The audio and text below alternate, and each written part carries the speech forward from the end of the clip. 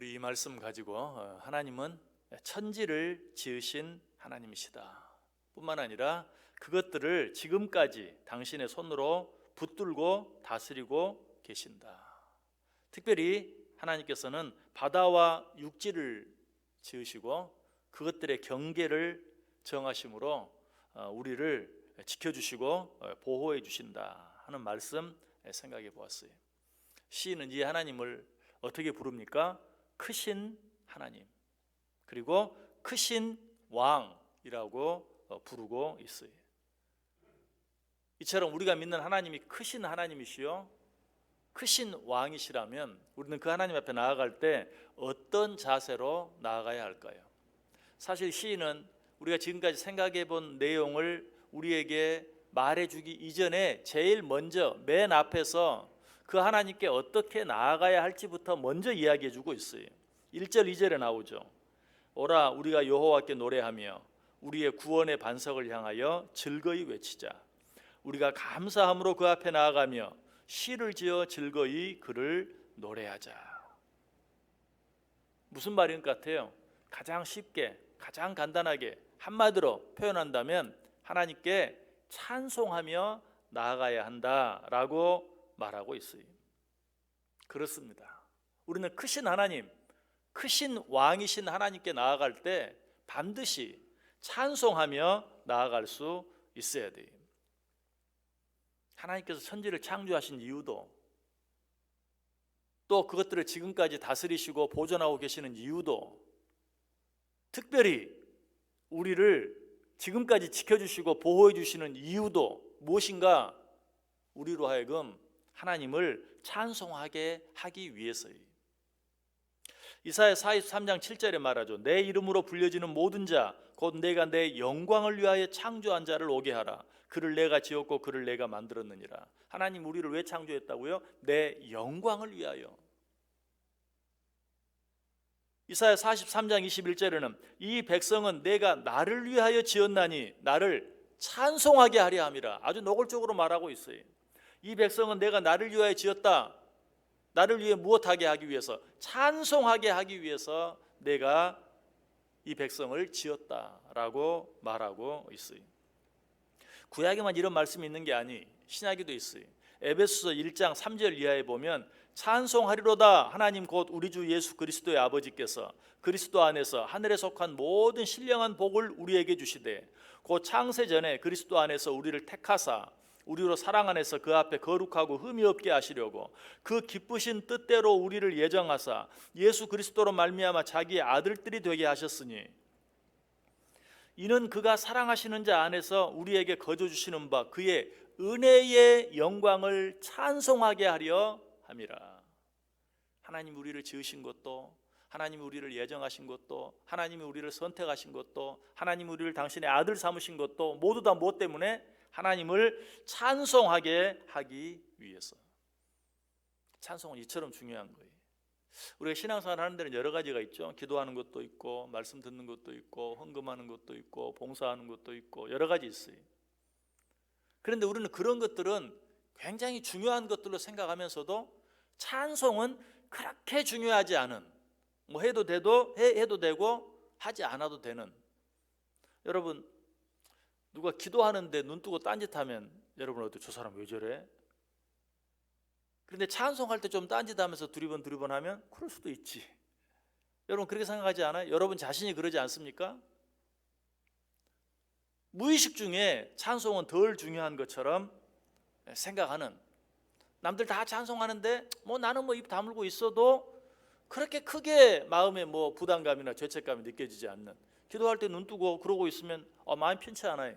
그러면 안 되는 것 같아요.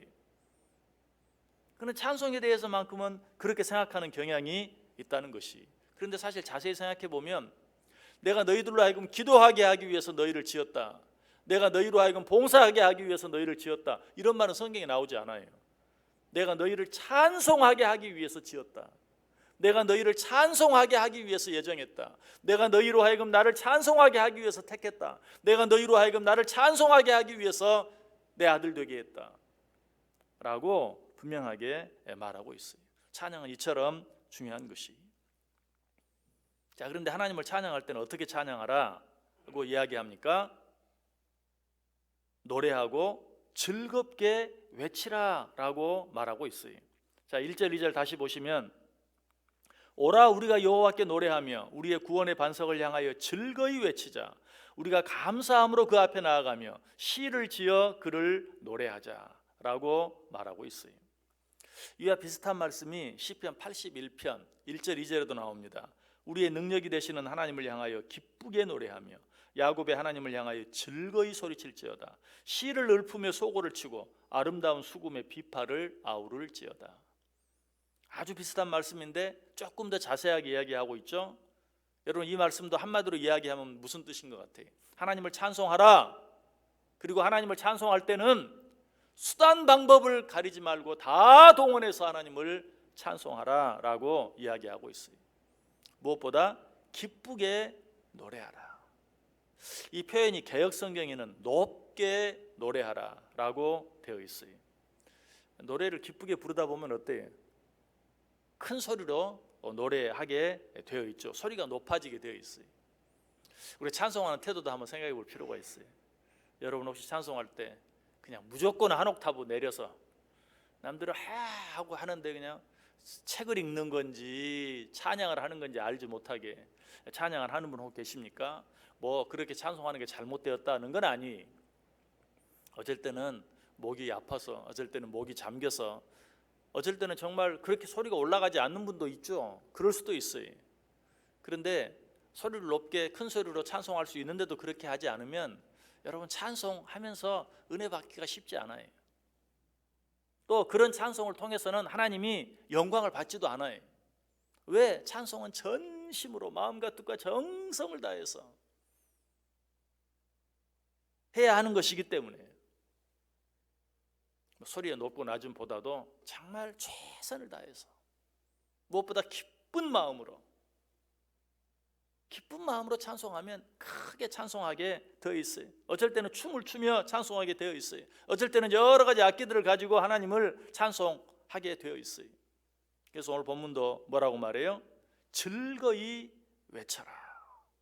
큰 소리로 하나님을 찬양하라. 이런 찬양을 통해서만 우리 하나님께서는 온전히 기뻐하시고 온전히 영광을 받으신다.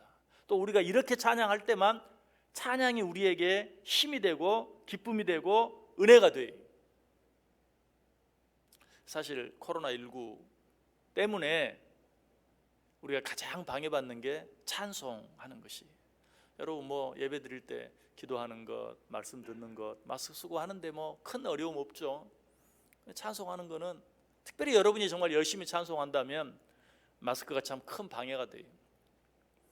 무엇보다도 크게 찬송하면 싫죠. 아마 그런 분도 틀림없이 있을 거야. 아유 내가 교회를 가고 싶은데 아유 찬송하는 것 때문에 못 가겠어. 여기서 저기서 큰 소리로 아마 그런 분도 있을 수 있어요. 이 코로나 때문에 찬송하는 일이 방해받고 있어요. 코로나와 상관없이 그냥 마스크 벗고 큰 소리로 찬양하자 그런 말이 아니. 코로나 때니까 조심해야죠. 큰 소리로 찬송하는 것 우리가 절제할 수도 있어요. 이때만큼은 작은 소리로 찬송할 수도 있어요. 제가 말씀드리려고 하는 것은 가정에서라도 나만 있을 때 다른 사람이 방해하지 않을 때 찬송해야죠. 요즘 교회에 나가서 찬송하기도 힘들어. 예배 시간에도 마음대로 찬송을 못해. 그러니까 내가 가정에서라도 집에서라도 열심히 찬송해야지. 여러분 그런 마음으로 집에서 찬송해 보셨습니까? 그렇게 할 수 있어야 돼.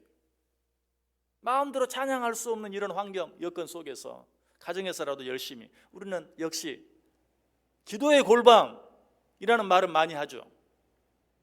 그러면서도 찬송의 골방, 찬양의 골방은 생각하지 못할 때가 많아요. 물론 평상시에는 기도는 다른 사람에게 방해받지 아니하고 나 혼자 온전히 하나님과 1대1로 기도해야 되기 때문에 기도의 골방이라는 말을 많이 쓰겠죠. 그러나 어쩌면 사실 찬양도 마찬가지예요. 우리가 늘 뭐라고 말해요? 기도는 곡조 없는 찬송, 찬송은 곡조 있는 기도. 그렇다면 기도의 골방이 필요하다면 찬송의 골방도 필요해요. 코로나19 탓할 것이 아니라 내가 나 혼자 있을 때 하나님께 예배 시간에는 찬송할 줄 알면서도 나 혼자는 절대 하나님께 찬송하지 않는 그런 성도들이 너무 많아요. 그러나 아무도 없을 때 하나님 앞에서 찬송할 수 있는, 여러분 찬송해 보세요. 군인들이 군대에서 힘든 훈련을 받을 때 군가만 불러도 힘이 돼요. 어쩌면 사실 군가가 없다면 군인들이 그 힘들고 어려운 시간을 잘 견딜 수 없고, 특별히 전쟁을 할 때 노래가 없다면, 군가가 없다면 그 전쟁을 견디기 힘들 거예요. 노래라는 것이 그래요. 하나님께 찬양 드리는 것은 더욱더 말할 필요가 없어요. 이 어렵고 힘든 때 어렵다 힘들다 라고만 하지 말고 찬송해 보세요. 힘내서 찬송해 보세요. 기쁘게 즐거운 소리로, 큰 소리로. 악기를 다룰 수 있는 분이 있다면 악기를 연주하면서 하나님을 찬송해 보세요. 그렇게 함으로, 그렇게 하는 자들에게 약속된 하나님의 은혜, 그것이 우리에게 힘이 되고, 그것이 우리에게 기쁨이 되고, 그것이 우리에게 은혜가 되는 그 축복을 받아 누릴 수 있는 저와 여러분 될 수 있기를 주님의 이름으로 간절히 축원합니다. 기도하겠습니다.